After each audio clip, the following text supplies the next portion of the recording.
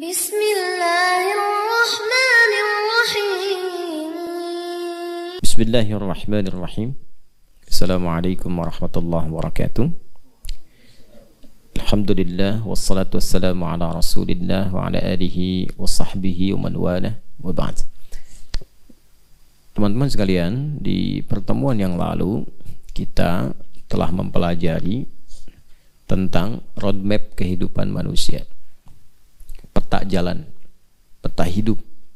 Setelah kita membahas tentang esensi kehidupan kita, siapa ini kita ini, kenapa ada di dunia, apa yang dilakukan, kemana setelah itu, bagaimana dievaluasi. Nah, kita sudah membahas itu semua dan memahami dan menemukan siapa kita, keturunan siapa, tugasnya apa. Ya, bagi yang baru bergabung, dicek lagi di awal jumpa kita saat i'tikaf. Pembahasannya ada. Kemudian setelah paham siapa kita, memahami peta jalan supaya tahu menjalani kehidupan itu seperti apa. Ya, karena kita ini diterangkan dari awal mula pembahasan termasuk keturunan Nabi Adam alaihissalam, karena itu disebut dengan Bani Adam, maka tugas yang sama yang diamanahkan oleh Allah kepada Nabi Adam alaihissalam itu pun diteruskan oleh anak cucunya yang berkehidupan di bumi. Karena memang hidup di bumi ini, al-ard ini, membawa misinya satu, untuk menjadi khalifah, dengan 3 makna utama itu ya, yang saling menggantikan, yang membawa segala hal yang bermanfaat, serta yang menunaikan tugas dengan sukses dan membahagiakan apapun aktivitasnya. Nanti frame-nya ya disebut dengan ibadah. Semua pekerjaan di muka bumi ini yang diniatkan sebagai ibadah maka menjadi amal saleh. Diberikan bekal awal berupa iman, kemudian setelah itu ilmu dan diteruskan. Nah, bagaimana membuat peta jalan hidup untuk memilih apapun yang bisa kita pilih sesuai dengan petunjuknya? Maka rumusnya keluarkan semua kata Bani Adam yang terdapat dalam Al-Quran. Kita sudah hitung itu ya, setidaknya berjumlah 7 bagian ya, 7 kata disebutkan dalam Al-Quran di beberapa surah yang berbeda. 5 menggunakan ya Bani Adam, 2 tidak menggunakan ya, tapi hanya menggunakan Bani Adam. Terdapat di surah Al-A'raf 5 kali disebutkan, ayat 26, 27, 31, 35 dan 172. Di surah Al-Isra di ayat ke-70 dan surah Yasin di ayat ke-60. Nah, di pertemuan yang lalu kita sudah mengambil 4 ya. Ya kan? Baik, membahasnya dari surah apa dan ayat berapa dulu? Seingat? Al-A'raf 172. Jadi sebelum berkehidupan, memulai aktivitas sebagai khalifah di muka bumi dengan 3 misi tadi, sebelum terlahir Allah sudah mengingatkan mengambil komitmen. Ya, yang diberikan bekal iman dulu. Ingat itu ya. Jadi nanti apapun yang dilakukan dalam kehidupan kita itu di muka bumi, tugasnya apapun, maka kalau ingin mudah, ingin lancar, ya harus diawali dengan iman. Kan belajar pakai iman. Wa ma kana al-mu'minuna liyanfiru kaffah, kan? Kemudian bekerja pakai iman. Ya ayyuhalladzina amanu kulu min thayyibati ma razaqnakum. Kalau kita mulai semua dengan iman, maksudnya menyambungkan, mengoneksikan diri kita dengan Allah, maka oleh Allah akan dibuka semua akses kemudahan-kemudahan dalam berkehidupan. Nah, nanti pembuktian iman itu lahirnya perbuatan yang dinilai benar oleh Allah, dinilai baik. Semua perbuatan yang dinilai baik disebut soleh, amal soleh namanya. Amal itu perbuatan. Kalau Allah nilai itu baik, benar, disifati dengan soleh. Kapan amal menjadi soleh? Kalau pakai iman. Ya, karena itu konsepnya jelas disampaikan dalam Al-Quran. Wal 'asr innal insana lafi khusr illa alladhina amanu wa amilus salihat. Dan kita sudah bahas di pertemuan lalu, setelah kita akan memulai dengan iman itu, maka yang pertama dilakukan bangun konektivitas dengan Allah. Makanya dalam bentuknya apa? Ya, dalam bentuk ibadah pertama yang menyambungkan kita dengan Allah berupa salat. Jadi sebelum memulai aktivitas duniawi kita, bangun dulu hubungan dengan Allah. Nah, iman itu mengoneksikan kita dengan Allah. Bagaimana mengaktifkan sinyal iman? Kan harus aktif. Antum punya handphone, ada sinyalnya, tapi nggak diaktifkan, handphone nggak dinyalain, turn on, nggak dinyalakan. Bisa nggak dipakai untuk komunikasi? Tidak. Nah, cara menyalakan iman itu, ya, mengoneksikan dengan Allah. Itu nanti ada panggilan, panggilannya panggilan iman. Itulah yang di ayat 31. Jadi dari ayat 172 ke ayat 31. Ya kan? Dari Bani Adam ke ya Bani Adam. Komitmennya Bani Adam. Wa idh akhadha rabbuka mim bani Adam min zuhurihim dzurriyyatahum wa asyhadahum ala anfusihim alastu bi rabbikum. Nah, itu komitmen keimanan, syahadat, persaksian. Setelah itu diaktifkan sinyal imannya. Ya, lewat ayat ke-31. Ya Bani Adam khudhu zinatakum 'inda kulli masjid. Cara menerjemahkan yang paling nyamannya, hei semua anak cucu Adam, kalau ada panggilan dari masjid, segera respon, kenakan pakaian terbaikmu. Tuh, menghadap Allah tuh begitu, harus pantas. Ya, kan kita pengen kasyaf, dibuka segala kemudahan, akses. Nah, karena itu ketika menghadap Allah, berpenampilan yang baik. Ya, baik penampilan itu penampilan fisikal, pakai baju yang bagus, terus komunikasi juga ditata. Ya, Anda bertemu dengan orang-orang makhluk loh di muka bumi, dengan kiai, dengan ustadz, dengan pimpinan perusahaan, dengan tokoh, kan pakai baju bagus, ya kan? Terus kata-katanya diatur kan, supaya lancar, supaya tidak tersinggung. Ini menghadap, menemui pencipta segalanya, Tuhan kita yang hak. Nah, maka harus lebih bagus daripada bertemu dengan manusia. Ini kan penciptanya, Khaliq.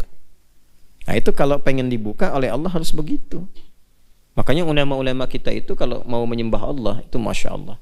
Jadi ada salah satu ulama di Indonesia itu, kalau makan pun makan, itu penampilan dijaga. Ya, nggak pernah makan misalnya pakai pakaian yang kurang layak atau aurat terbuka. Itu makan saja, kalaupun pakai kaos, kaosnya layak. Kalaupun nggak pakai peci, disisir rambutnya rapi. Muridnya bertanya kemudian, mengklarifikasi. Ya, kenapa katanya? Ya, kiai gitu kan, harus seperti itu gitu yang dilakukan. Ingin belajar. Ya, kata beliau, saya bukan mengagungkan makanan, ya, bukan mengkultuskan makanan, ya, bukan. Tapi mengagungkan pemberi rizki. Itu. Mensyukuri. Saya sedang bersyukur kepada Allah karena sedang diberi makan sekarang. Jadi cara mensyukurinya itu dengan menggunakan pakaian yang pantas untuk mensyukuri nikmat Allah. Oh, itu susah memang memahami seperti itu. Harus sampai ke taraf ilmu hikmah. Ya, kalau sudah mendapatkan hikmah itu, semua yang kita hadapi itu semuanya kita merasakan anugerah Allah. Jelas ya? Nah, karena itu panggilannya panggilan iman. Dari masjid itu kan ada panggilan kan? Ya kan? Sampai ke telinga kita kan? Telinga bahasa Arabnya disebut udhun. Jamaknya adzan. Adzan kan dari masjid. Adzan itu kan sifatnya panggilan kan? Terus disebutkan nama siapa di situ? Allah. Nah, nama Allah ketika disebutkan itu sedang mengkoneksikan iman, di turn on, diaktifkan iman kita lewat suara itu. Dipijit tuh. Tek. Nyala nggak? Nah, kalau nyala ada getaran di hati. Nah, itu bukan ilmu otak-atik, itu dari Quran surah ke-8 ayat kedua. Al-Anfal ayat 2. Innamal mu'minuna alladzina idza dzukirallahu wajilat qulubuhum.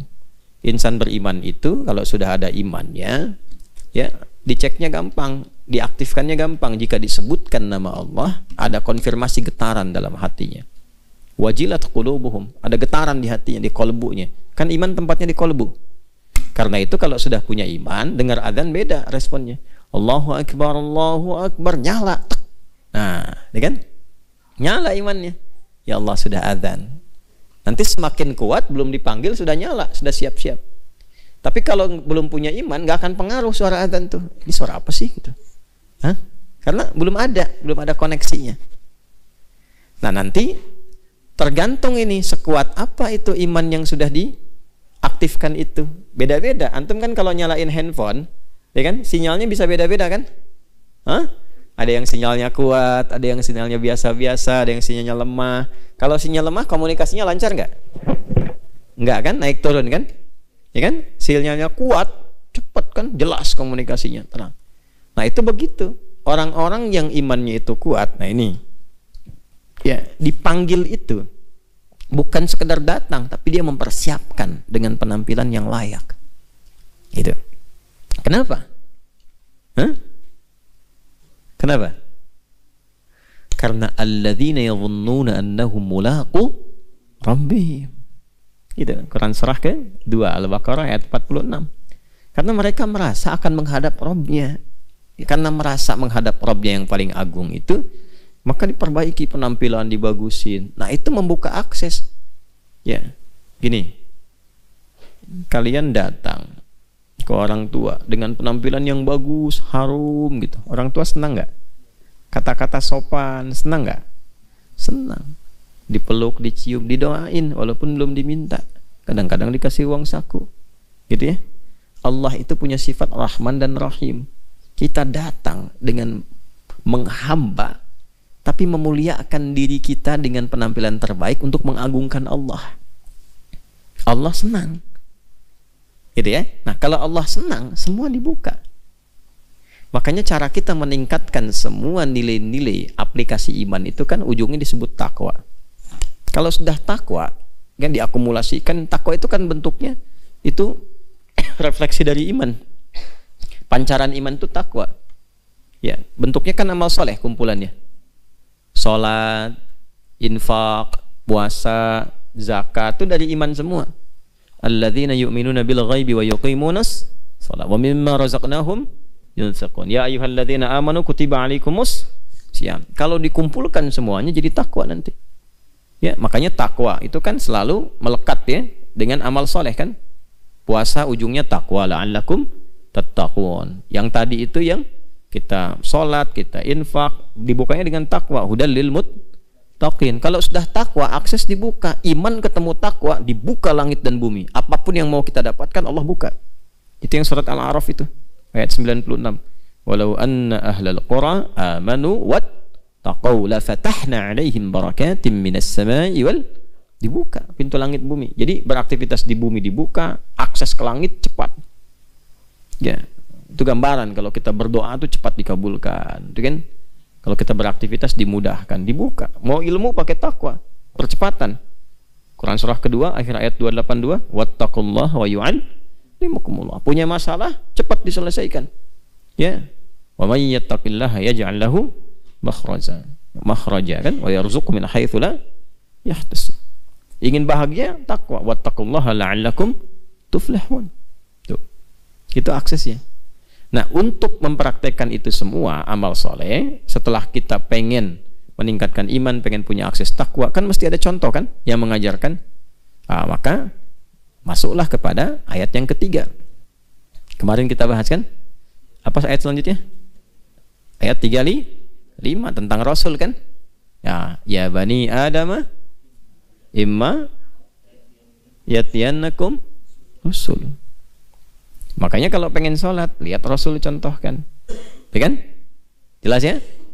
Mau zakat, lihat keterangan dari Rasul sallallahu alaihi wasallam bagaimana ukuran-ukurannya.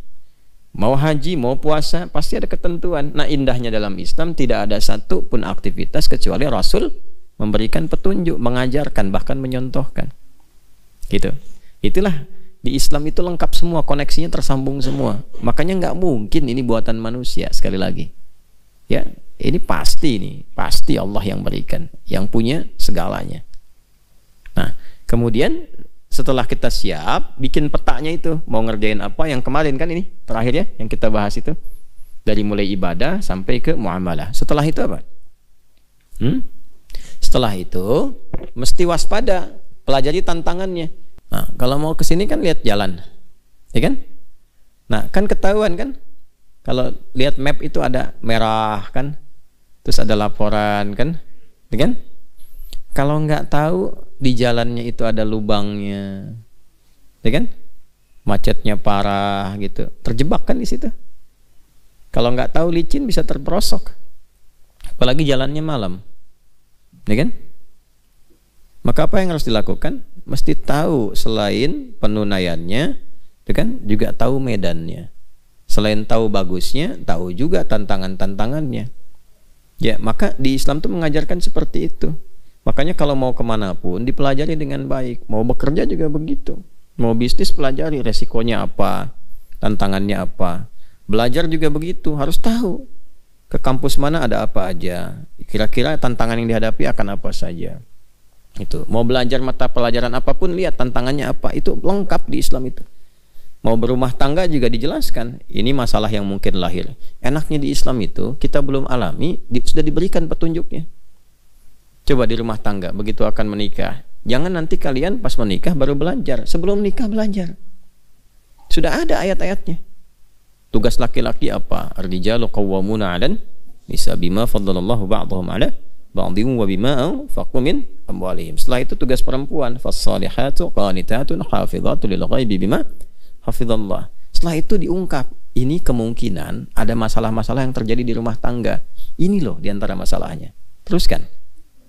Wallati takhafuna nusyuzahunna fa'idhu hunna, kemudian wahjuruhunna, kemudian fil madaji wadribuhunna. Itu urutan-urutannya. Ini kemungkinan akan ada salah komunikasi, gitu. Ya kan? Kemungkinan akan diem-dieman. Tuh. Kemungkinan awas hati-hati, ada kontak fisik tuh. Kalau ada kontak fisik mana yang ditoleransi, harus seperti apa? Jangan sampai menyakiti. Ya, kemungkinan ada yang nggak selesai masalahnya di antara suami istri, mesti ada pihak-pihak lain yang memberikan solusi. Siapa yang harus dipilih? Ayat nanti 35-nya. Fa in khiftum shiqaqa bainihima fab'athu hakaman min ahlihi wa hakaman min ahli. Ada lengkap semua. Di Islam tuh indah, lengkap. Ya? Ya, balik lagi. Nah, maka disampaikan setelah ada petunjuk dari Rasul, dijelaskan kepada kita ada tantangan nanti yang akan mengganggu. Jangan dikira diminta sholat, Rasul contohkan, kita kerjakan lancar begitu aja. Tidak, akan ada pengganggu. Dan sudah mendeklar kepada Allah, dia akan mengganggu. Ya, maka di situ diingatkan. Pindah lagi yang keempatnya Bani Adamnya. Surat apa ayat berapa? 7 ayat 27. Apa bunyinya? Ya Bani Adama la yaftinannakumus syaitanu kama akhraja abawaikum minal jannah. Disebutkan setan. Di setiap amal baik pasti akan ada setannya yang mengganggu kita supaya tidak menunaikan kebaikan itu. Di setiap ada yang soleh akan selalu ada godaan potensi untuk salah. Ingat itu ya. Nah, boleh bikin status. Di setiap amal soleh akan selalu ada godaan ya yang mengarahkan pada potensi salah. Karena ada apa? Ada setan. Nanti kita akan belajar lagi. Nanti setiap itu cari lawannya. Setan lawannya siapa? Malaikat. Makanya dengarkan bisikan malaikat ketika ada provokasi dari setan. Akan selalu dua itu. Ya, kalau kalian misalnya keluar mau pakai sendal orang, itu pasti ada dua bisikan. Yang satu pakai aja dulu, ntar kan tinggal bilang setelah itu. Yang satu akan bilang jangan. Bagaimana kalau meninggal saat dipakai? Kan belum izin. Tuh. Nah, yang baik itu malaikat. Yang jelek setan. Jelas? Maka malaikat disebutkan 88 kali di Quran, setan disebutkan 88 kali. Sama itu jumlahnya. Artinya dalam setiap perbuatan kita, itu malaikat selalu mendorong untuk baik. Tapi saat yang bersamaan, setan juga selalu memprovokasi. Antum mau ngerjain apapun, setan tuh selalu memberikan was-was. Apapun itu. Termasuk mau ngaji juga begitu. Apa dikira akan lancar saja? Tidak. Mau itikaf juga begitu. Selalu itu. Nanti saat yang bersamaan ada bisikan lawan berupa kebaikan. Itu pasti itu. Jelas ya? Baik, itulah yang 4 yang sudah kita bahas. Sekarang masuk kita pada bagian yang ke 5, 6 dan 7. Baik, kita bangun konektivitas dengan Allah. Kemudian kuatkan ibadah, pokoknya sholat. Lihat contoh dari Rasul, bagaimana mengajarkan di semua aktivitas. Waspada dengan setan, yang keempat. Yang kelima, 6 dan 7, berarti ada 3 ayat lagi yang belum kita tampilkan ya. Baik. Kalau sudah kita dapat poin ini, maka kita harus sudah mulai menata diri, menyiapkan. Ya. Jadi konsepnya kan sudah paham kan? Nah, maka eksekusi. Siapkan diri kita. Ya, kalau mau ke undangan itu udah tahu petanya, udah tahu jalannya, dandan kan? Ya kan? Kayak baju yang rapi, udah disiapin semua kan? Nah, tinggal berangkat kan kemudian ya, udah tahu jalan, jadi lancar sampai ke tujuan. Undangan jam 10, setengah 10 udah datang, karena tahu waktu kan. Nah, maka kita pun sama, kalau sudah tahu, sudah paham, siapkan. Ya, tadi kan yang mau disiapkan apa? Iman, amal soleh kan? Akumulasinya jadi takwa kan? Maka yang kita siapkan agenda-agenda takwa, dan sudah tahu setannya menggodanya bagaimana. Jadi kita bisa atasi itu. Ya kan? Petunjuk Rasul untuk mempraktekkan semua ajaran itu seperti apa. Maka yang tinggal kita praktekkan bagaimana menyiapkan agenda takwa, mengenakan pakaian takwa kita supaya kita eksekusi. Nah, kira-kira dari 7 itu ayat yang mana tuh yang ada pakaian takwanya? 26. Ya bani Adam qad anzalna alaikum libasa yuwari sawatikum warisha. Terus walibasut taqwa dzalika khair. Itu ya. Hei anak cucu Adam, demi keagunganku aku telah turunkan kepadamu, berikan kepadamu pakaian yang menutup aurat. Nah, itu ada 2 maknanya. Ada secara fisikal, bahwa hidup kita itu akan tertutup auratnya, berpakaian yang benar. Jangan terbuka aurat. Aurat itu maksudnya begini, kalau kebuka jadi jelek. Aurat itu sesuatu yang terbuka, yang kalau kelihatan jelek itu aurat. Ya. Jadi aurat itu bukan tertutup, aurat itu terbuka. Sesuatu yang gak enak dilihat terbuka, makanya ditutup. Ya kan? Nah, kalau kelihatan jadi jelek namanya sau. Sau. Kalau jadi perilaku namanya su. Ya. Di sesuatu yang nggak enak terlihat itu sau namanya, sauatikum. Ya kan? Sudah? Qad anzalna 'alaikum libasa yuwari sauatikum wa risha. Risha di situ model yang bagus-bagus. Ya, silahkan, ini makna pertama, makna hakiki. Jadi silahkan kenakan pakaian yang bagus-bagus, modelnya mungkin juga bisa beraneka ragam kan. Ini baju-baju ya kita sebut baju koko kan, modelnya macam-macam kan.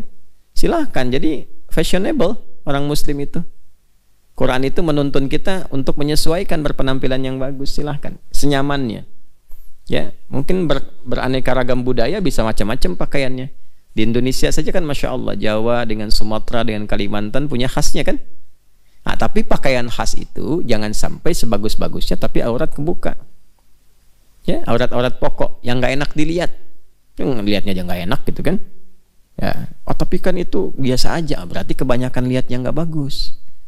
Karena kalau kebanyakan lihat, nanti mata itu sudah nggak sensitif lagi.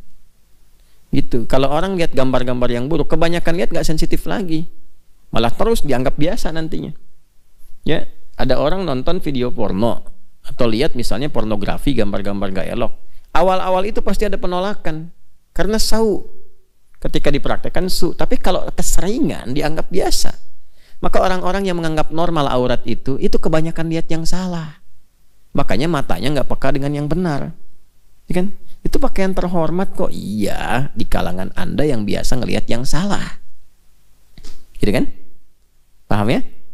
Nah, tapi kalau kita kembalikan pada cara yang benar, tertutup. Kan fitrah manusia itu sebetulnya kalau melihat sesuatu yang tak pantas dilihat, sensitif tuh, nggak enak ngelihatnya. Ya, ngapain sampai dibuka-buka begitu, gitu kan? Nah, dan seterusnya lah. Kita nggak usah bandingkan dengan makhluk-makhluk lain. Ya, cukup kita berperilaku sebagai manusia aja. Nah, Allah itu mengatur kita supaya tampil bermartabat dan membedakan dengan makhluk-makhluk yang lainnya. Karena nanti ada fitrah makhluk yang memang nggak berpakaian. Kalau berpakaian jadi aneh. Memang auratnya mesti tampil. Ya, kalau nggak tampil jadi aneh. Apa diantaranya? Hewan. Ya, coba kambing kasih pakaian, aneh. Ayam kasihin jaket, aneh. Ya, silakan. Singa kasihin sarung, aneh. Ya, jadi bingung malah gitu. Ya, jadi bingung karena memang konsep hidupnya seperti itu, dibuat itu untuk tampil apa adanya. Ya, jadi keindahan bahkan juga ketangguhan dan sebagainya ketika tidak pakai pakaian itu untuk binatang. Gitu ya. Nah, manusia berbeda, indahnya itu saat berpakaian. Ketika nggak berpakaian bikin gaduh. Ya. Jangan antum lah gitu ya. Ada orang telanjang tuh, dia masuk jalan tol pakai motor telanjang aja begitu bikin gaduh. Itu lepas dari Ragunan siapa tuh katanya kan? Ya kan hanya hewan yang tidak berpakaian. Manusia makanya aurat-aurat yang pokok yang harus ditutup itu mesti ditutup. Kalau enggak sau. Ya, sau tuh. Kemudian kalau jadi perilaku perilaku jelek. Ya. Sudah. Sau, orang Jawa bilang saru. Ya kan? Jelas? Nah, silahkan modelnya bisa diatur. Mau pakai jubah silahkan, mau pakai batik silahkan, ya, pakai pakaian gamis silahkan, baju-baju koko silahkan dan sebagainya silahkan. Yang penting modelnya menyesuaikan dengan tradisi masing-masing, nggak apa-apa. Nah, Islam itu adaptasinya itu indah, nggak banyak menyoal. Ya, jelas ya. Oh, dan nggak perlu muncul sentimen-sentimen. Oh, ini pakaian Arab nih, nggak nasional nih, nggak ada pakaian begitu. Ya, Pangeran Diponegoro pahlawan nasional bukan? Nasional, pakainya jubah. Coba lihat, Imam Bonjol pahlawan nasional bukan? Nasional, pakai jubah, atasnya pakai sorban. Dia kan? Dia kan? Kan tidak disebutkan pahlawan Nusantara kan? Pahlawan nasional. Dan di kita ini ragamnya diterima banyak, gak ada masalah. Oh, yang paling Indonesia yang pakai batik misalnya, tidak juga. Ya, yang penting kita mempraktekkan nilai-nilai keindonesiaan dengan baik. Jadi pakaian keislaman itu nggak dibatasi dengan sekat tertentu. Tuh kalau di Indonesia mesti pakai batik, emang kafannya dari batik? Kan tidak juga. Pakai batik, alhamdulillah. Pakai jubah, alhamdulillah. Yang penting keragaman itu menyatukan kita, jangan saling mencela. Ya, saya senang pakai batik, pakai baju gamis, koko, pakai jubah, gitu kan? Tapi untuk menunjukkan bahwa semua ini layak untuk dipakai sepanjang menutup apa? Aurat. Jelas ya?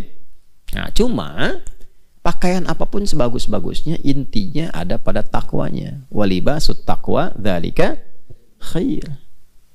Ya kan? Nah, jadi yang pertama itu maknanya makna hakiki. Ketika masuk libasut taqwa, maka itu masuk makna maknawi, majas namanya. Jelas? Jadi pakaian itu ada dua, yang dikenakan, nih yang material, hakiki. Yang kedua dari perilaku. Perilaku itu menentukan juga, perilaku itu seperti pakaian. Ya. Tapi pakaian pun akan mencerminkan penilaian orang sebelum kita berperilaku. Ya kan?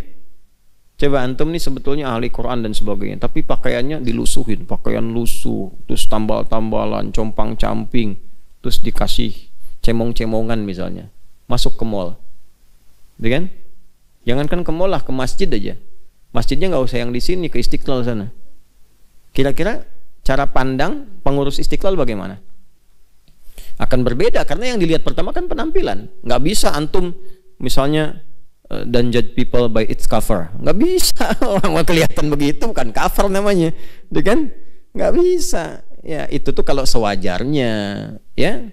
Jangan lihat orang berdasarkan penampilannya dulu. Enggak, penampilan itu menentukan. Dalil Qurannya kan tadi begitu. Maka tampil yang sewajarnya, jangan membuat orang itu merasa resah dengan kehadiran kita. Ya, jelas? Nah, tapi yang kedua, sebagus-bagusnya berpakaian, kalau perilakunya buruk pun, tetap penilaian orang akan jadi buruk. Bagus nih, pakai dasi, pakai jas. Wah, keren. Nah, sepatunya nggak usah sebut merek lah. Saya tidak ingin mengendorse. Pokoknya bagus lah, dari atas kepala sampai kaki pakaian nilainya 1 miliar misalnya, tapi korupsi, dan itu hasil nyolong, kan? Terus ketahuan. Kira-kira respon orang baik tidak? Tidak. Nah, karena itu mengenakan pakaian apapun itu pakaian takwa yang paling bagus. Perhiasan terbaiknya adalah perilaku yang disulam dengan nilai-nilai takwa. Walibasut taqwa dzalika.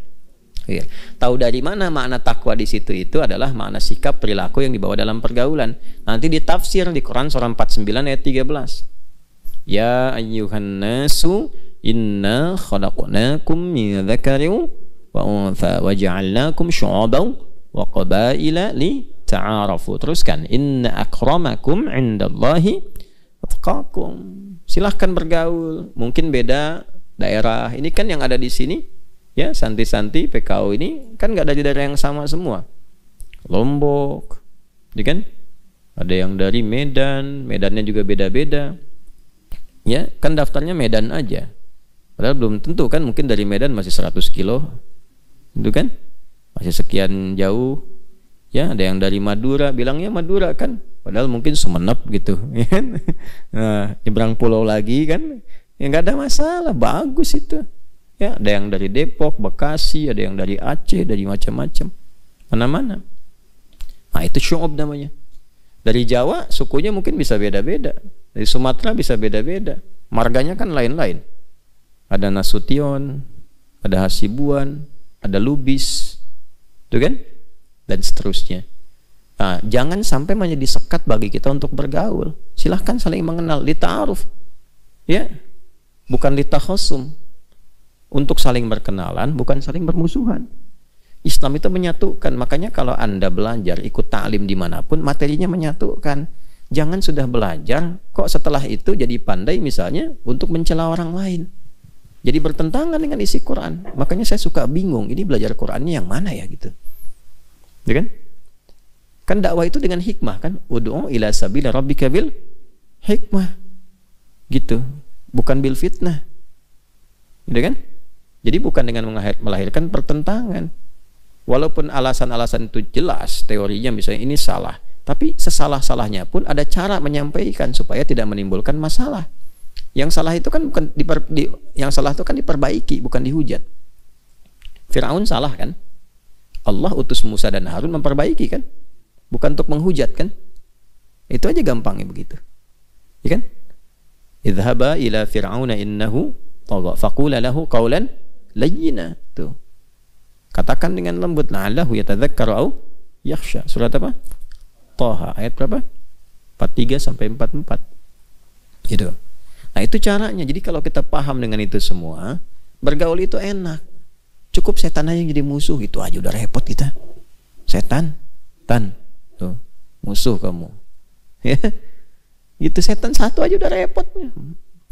Tidur diganggu, bangun tidur diganggu, ya, single diganggu, ya, kan jomblo dengan single beda kan, ya kan? Berumah tangga diganggu, ya kan? Mau kerja diganggu, ngajar diganggu, repot memang setan satu tuh. Terus mau nambah musuh. Capek, apa nggak capek hidupnya begitu? Terus ngaji lagi. Kenapa ngaji jadi tambah musuh? Ngaji itu tambah teman, tambah kawan, tambah objek dakwah. Bagaimana bisa begitu? Inna akramakum indallahi atqakum, kalau takwanya muncul. Makanya belajar pakai takwa, beramal pakai takwa. Jelas ya? Nah, jadi kita sudah tahu tadi koneksi imannya, cara mengaktifkannya, contohnya, kemudian tantangannya, musuhnya. Lalu kalau sudah tahu petanya, bikin peta hidup dong. Roadmap kan judulnya roadmap sekarang itu, ya kan? Jalan hidup, peta kehidupan, ya kan? Kalau sudah paham dengan itu semua, boleh dibikin. Nah, lalu pede lakukan. Pede karena kita itu dicipta oleh Allah sebagai makhluk terbaik, yang mulia. Ini ujung kepala sampai ujung kaki ini mulia semua nih. Terhormat kita itu. Makanya saking terhormatnya muncul hukum haram. Haram itu kan akarnya hurmah. Diselap ke dalam bahasa Indonesia hormat. Kenapa muncul haram? Supaya menjaga kehormatan kita. Karena kita dari lahir sampai berkehidupan, sampai pulang, oleh Allah itu spesial. Dibandingkan semua makhluk yang lain dimuliakan. Statusnya terhormat. Maka muncul ayat ke-6. Quran surah ke-17 ayat 70. Bani Adam lagi. Walaqad karramna bani Adam. Quran surah 17 ayat 70. Walaqad karramna bani Adam. Itu pakai lam dan qad tuh. Pakai taukid dan tahqiq. Ya. Ada ayatnya paling kanan di pertengahan di mushaf. Walaqad karramna bani Adam wa hamalnahum fil barri wal bahr wa razaqnahum minat tayyibati wa faddalnahum ala katsirin mimman khalaqna tafdila. Ada ayatnya enggak? Nah, itu. Jadi kita sejak dicipta itu sudah fisiknya sempurna, dan sumpahnya dengan 3 risalah nabi yang viral di surat At-Tin surah 95, wattini waz zaitun, risalah Nabi Isa alaihissalam, wa turisi di Nabi Musa alaihissalam, wa hadzal baladil Nabi Muhammad sallallahu alaihi wasallam, laqad khalaqnal insana fi ahsani taqwim. Itu fisiknya, fisiknya sempurna. Kesempurnaan di situ, takwim itu maksudnya kesempurnaan fisik yang sesuai dengan maslahat hidup. Jadi ukurannya itu bukan cara pandang manusia, ukurannya ukuran Allah yang mencipta sesuai dengan maslahat hidupnya. Karena itu nggak boleh dirubah. Ya, walaupun nanti secara tampilan fisik itu bisa beragam. Mata ada yang hitam, putih, ada yang hijau, ada yang kelihatan biru, ya. Kulit beda-beda, ada yang ya putih, ada yang sawo matang, ada yang matang banget, gitu kan? Ada yang hitam, ada yang ungu, ada. Jadi kalau Anda ke Sudan itu, di salah satu distrik itu ada yang iklimnya itu begitu panas tuh, cuacanya panas banget. Ya, itu beda-beda panasnya kadarnya. Ada yang standarnya cuma ya 23, 25. Ya, di Afrika jangan semua dilihat hitam, banyak yang putih. Di Libya banyak yang putih, ganteng-ganteng. Ya, saya nggak sebut perempuan ya, laki-lakinya aja. Mesir juga kan Afrika, Afrika Utara. Gitu kan? Ya. Sebab perempuan tuh kasihan, dan kadang kasihan tuh maksudnya begini, ke kitanya bukan ke perempuannya. Bisa jadi kalau nggak bisa jaga hati, fitnahnya banyak. Ngelihat yang cantik bisa jadi salah, syahwat muncul. Lihat yang jelek, ngejek. Kan sama aja dosanya. Sama-sama dosa kan? Coba lihat. Ya, kalau Anda bercanda dengan yang jelek, ngejek kan sebenarnya. Ya kan? Tapi kalau dengan yang cantik jadi syahwat kan? Nah, makanya pandai-pandai jaga itu tuh, jaga hati, jaga syahwat. Makanya laki-laki aja lah gitu ya. Contoh. Nah, ada yang panasnya sekitar 36, 37 ya. Dekat ke 40, coklat. Ada yang memang standarnya itu 40 ke 45, hitam. Ada yang rata-rata 50, kadang-kadang ke 55. Jadi kalau yang dari 26 ke situ, kayak kita nih kan paling-paling 26, 30-an lah gitu ya. Masuk ke wilayah itu yang 50, 55, waduh, nggak bisa tidur. Ya. Itu subhanallah, kalau mau tidur itu nyiram air dulu, kasurnya disiram air dulu, baru bisa tidur. Gitu. Tapi apakah itu Allah turunkan untuk menjadikan sifat rasial muncul di manusia? Bukan. Supaya mereka bisa mudah menyesuaikan dengan alam. Gitu. Di yang 55 itu, 50, 55. Ya, kenapa kulitnya itu sampai ungu? Ketika mereka keluar, itu bisa menyesuaikan dengan alamnya. Biasa aja kerja-kerja, aktivitas nyaman, dan nggak akan merasa takut jadi hitam. Udah ungu. Ya, tapi itu bisa menerima. Jadi adaptasi dengan cuacanya tinggi. Dan masya Allah, hemat. Masak telur, taruh dikit di luar sebentar, matang, balik lagi. Jemur pakaian, saya pernah itu waktu di Libya, musim panasnya panas banget itu. Ya, baru nyuci, cek, keluar jemur, masuk lagi, cek, begitu keluar lagi, udah kering, masuk gitu. Ya masya Allah, bersyukurnya banyak banget sama Allah tuh. Bersyukur. Jadi cara melihatnya begitu, gitu ya. Nah, ini kembali kepada apa yang kita bahas tadi, secara fisik sempurna. Jadi jangan pernah melihat diri ini beda dengan orang, tidak. Ya, karena memang kita secara pribadi punya misi. Nah, setiap tampilan kita ini itu sesuai maslahat hidupnya. Kalau nggak begitu, jadi masalah nanti ke depannya. Kadang orang dari pesek pengen mancung, padahal dengan peseknya itu mungkin maslahatnya lebih banyak. Ya, lebih mendukung dia untuk pekerjaan tertentu, tampilan sesuai dengan keadaan dan sebagainya. Gitu kan? Ya, dan kalau merubah jadi bahaya nantinya. Jadi repot. Kan ukuran itu udah sesuai. Walladzi qaddara fa sesuai. Jadi antara hidung dengan ini, dahi ini, ya, di jidat ini, di dahi ini seimbang. Makanya kalau sujud itu pasti sesuai itu. Ya, ketika dahinya menempel, kan? Umirtu atau umirna, Ibnu Abbas radhiyallahu taala anhuma, umirna an nasjuda bi sab'ati a'dha. Kita diperintahkan untuk sujud dengan 7 anggota tubuh kan? 1 jabhah, kening dahi. Yang kedua 2 telapak tangan, 1 tambah 2 3. Yang ketiga 2 lutut, 3 tambah 2 5. Ya, 6 dan 7-nya mana? Ya, 2 jari atau jemari di 2 telapak kaki. Ya, 2 itu. Jadi 7. Nah, ukuran kesempurnaan bisa nyamannya, kening itu bisa lurus sampai ke belakang, kepala lurus, bagus gitu sujudnya. Nah, itu ada untuk menempelkan ini hidung. Tapi isyaratnya itu hanya menunjuk ketika menyebutkan jabhah, ini menunjuk kepada hidung. Maksudnya apa? Ada keseimbangan antara kening dengan hidung. Kalau tempat sujudnya itu bagus, bersih seperti sekarang kita ini, maka hidung menempel itu akan lebih seimbang. Ya. Tapi kalau tempatnya misalnya ya diprediksi ada debu, walaupun bersih apa, tapi mungkin sensitif hidung apa, itu hidung bisa naik sedikit misalnya kan, tapi masih tetap seimbang bagus. Nah, kalau dirubah dari pesek jadi mancung, nggak akan seimbang. Begitu mau nempel, pasti nyangkut dikit begitu. Ya kan? Ya. Makanya kalau antum namanya Picasso aja, nggak usah jadi Pinocchio. Jelas ya? Itu. Jadi nggak usah dimancung-mancungin, yang mancung nggak usah pesekin. Sebab ketika dia pesek jadi begini ntar sujudnya. Yang mancung jadi begini.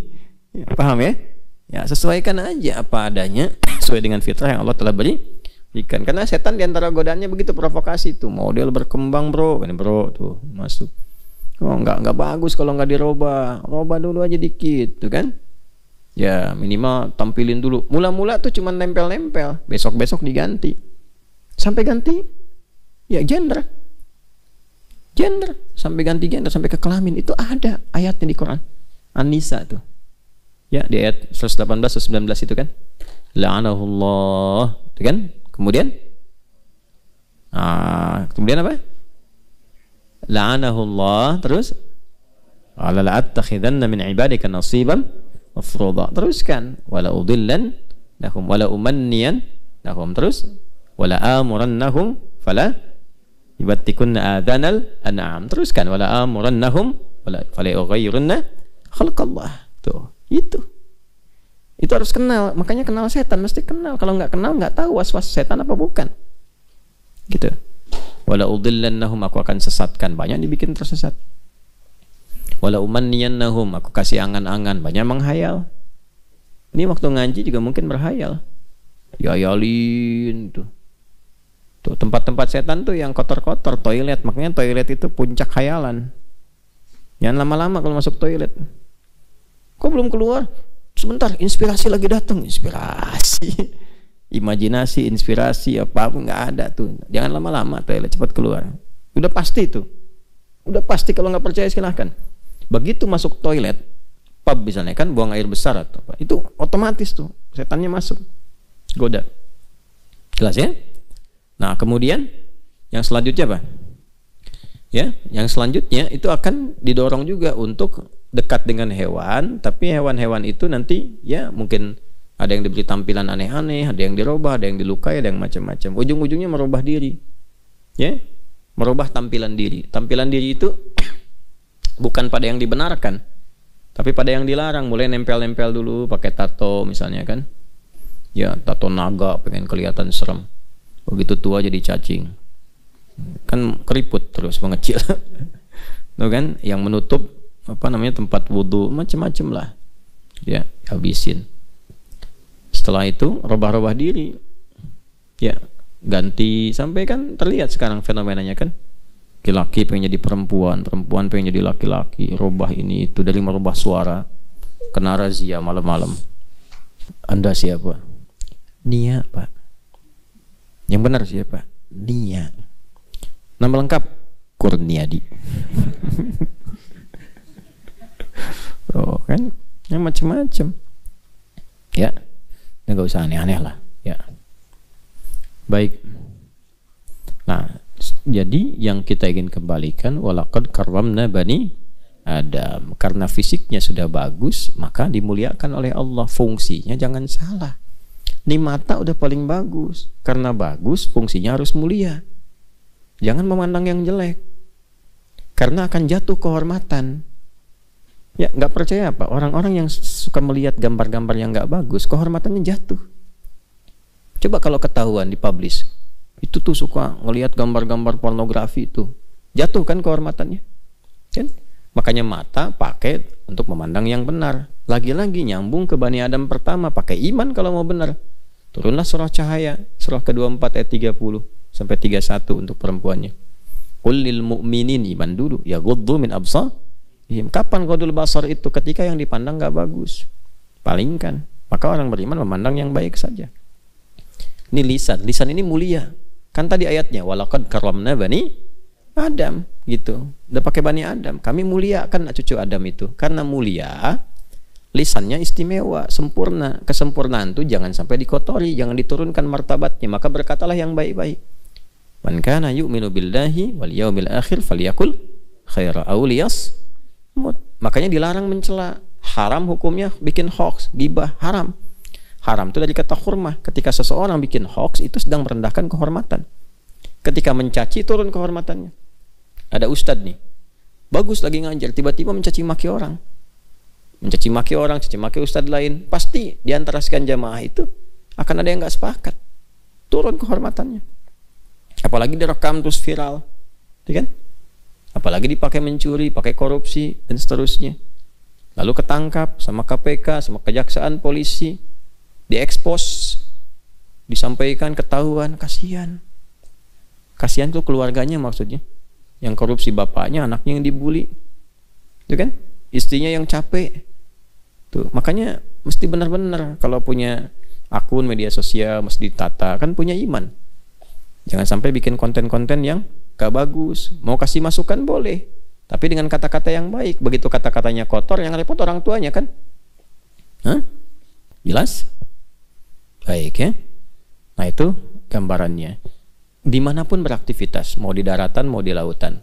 Kalau ke udara kan nggak mungkin, makanya disebutkannya wa hamalnahum fil bardi wal bahr. Ya. Jadi kalaupun antum di daratan kemana aja, bersikap dengan takwa yang mulia, pasti selamat. Kalaupun ke lautan, ya aktivitas di kapal laut, berenang macam-macam dan seterusnya, cari ikan, ya menyelam dan bersikap dengan baik, termasuk juga pada alamnya. Pada alamnya, naik gunung bersikap baik, jangan jumawa masuk gunung, sombong tersesat nanti. Menyelam juga begitu, banyak jin. Jin itu kan diantaranya menyelam. Di dasar-dasar lautan tuh banyak jin. Apa ayatnya? Yo, saya kasih clue-nya. Nabi Sulaiman bisa menaklukkan setan-setan dari kalangan jin yang diantara aktivitasnya menyelam. Ayo. Mana Qurannya nih? Cari kata-kata setan. Nabi Sulaiman menaklukkan setan-setan dari kalangan jin. Ayo surat Saba buka.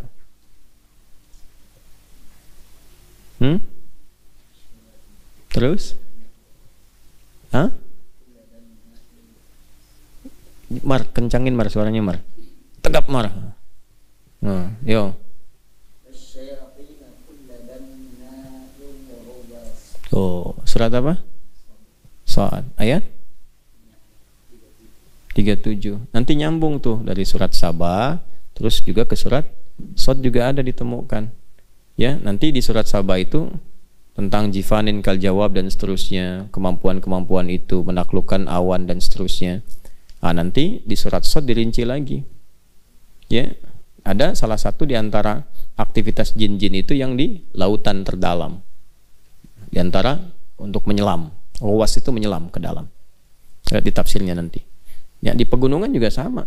Ada bagian dari jin-jin dan sebagainya. Ada.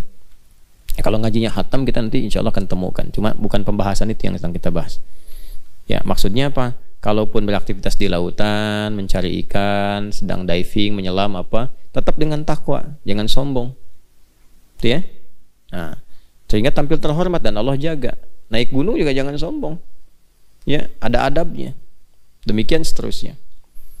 Ya, kemudian mencari rezeki karena kita sudah mulia, maka rezekinya pun harus yang baik-baik. Razaqnahum minat thayyibat.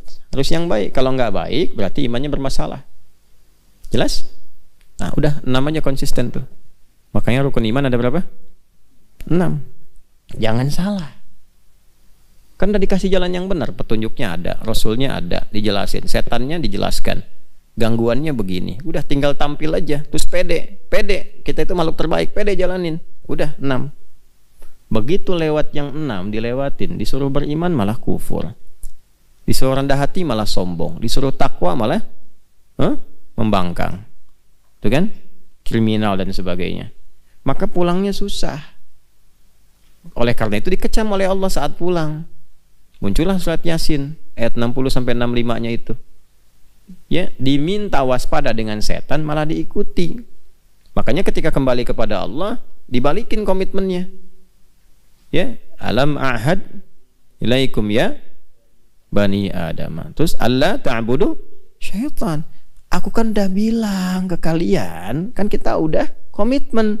Ahad itu kan mengambil ahdun, ta'ahud itu mengambil komitmen, perjanjian. Kita kan udah ngambil perjanjian. Al-A'raf 1 juga kan ada perjanjian. Jangan diikutin setan. Malah diikutin kalian ini. Yang kalian selalu lakukan itu bangun koneksi dengan aku, dengan ibadah. Wa ani buduni hadza siratum mustaqim. Jadi kan? Karena aku udah bilang yang harus kalian lakukan itu aktifkan imannya, perbanyak ibadahnya, ikuti jalan Rasul. Kenapa yang diikutin setan? Walaqad adalla minkum jibillan katsira. Terus tuh, apa kamu nggak sadar? Akal kamu nggak dipakai. Aku kan kasih akal. Setan tuh kan banyak nyesatkan, kayak malah diikutin. Ya walaqad adalla minkum jibillan katsira. Tuh kan? Tuh banyak disesatin. Apa kamu nggak sadar? Kan aku kasih akal, kamu bisa bedakan mana baik, mana benar. Ya, mencuri itu baik apa enggak? Enggak, soleh atau salah? Salah, udah tahu salah, akalnya mengatakan salah, masih mencuri. Bohong itu salah, masih bohong. Berselisih itu salah, masih saling mencela. Disesatkan. Setelah itu apa? Oh, jahanam. Udah masuk jahanam kamu. Tuh. Sama sekalian sama setannya sekalian diikutin, kan kamu ikut setan. Udah ikut setan sana ke jahanam. Gitu, masukin ke situ. Nah, jadi yang 7 itu nanti pengingat yang sangat dalam, alhamdulillah dikasih tahu dari sekarang supaya di akhirat tidak terlibat. Jangan udah dikasih tahu sekarang jauh-jauh hari, di akhirat masih terlibat. Awas nih. Besok pesawat take off jam 7. Ya, bis maghrib mau jelang isya di bandara udah dari jam 5 subuh, mau take off jam 7, nginep hotelnya deket bandara, masih ketinggalan pesawat. Kan deket situ tuh, ada tahu waktunya, siapin, dikasih tahu gate-nya ini, ininya gini, ini dan seterusnya. Nah sekarang dikasih tahu di akhirat nanti jangan sampai dikecam oleh Allah karena di dunia ikut-ikutan setan. Nah kita sedang di dunia, jangan ikut-ikutan. Jelas ya? Disiapkan dari sekarang untuk menghindari itu semua. Kalau enggak dikecam, udah masuk jahanam. Nah itu mulut mau bicara udah nggak bisa. Makanya 65-nya itu al-yauma nakhtimu ala afwahihim. Mulutnya mau protes nggak bisa, buktinya semua kuat. Nggak bisa, udah nggak, bukan waktunya untuk ngeles. Yang bicara tangannya, kakinya udah. Al-yauma nakhtimu ala afwahihim wa tukallimuna aydihim wa tashhadu arjuluhum bima kanu yaksibun. Nah, itulah 7 roadmap kehidupan kita itu. Ya. 7 peta jalan hidup dari mulai lahir sampai dengan kembali kepada Allah. Ya, jadi 7 peta jalan hidup. Kurang lebih itu yang kita bisa bahas.